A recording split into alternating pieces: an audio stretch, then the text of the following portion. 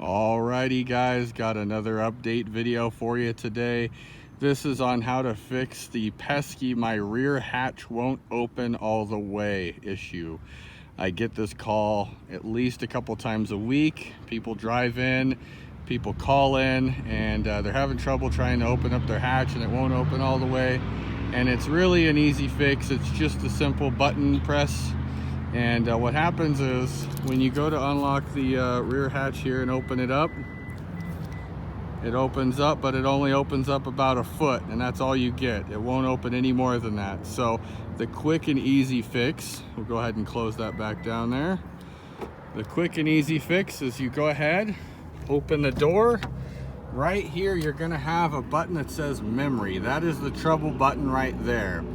That button gets bumped by accident all the time, whether it's with your knee, getting in the car, your purse, groceries, whatever the case may be, your dog. It happens all the time, and unfortunately the default setting is only that 1 foot open.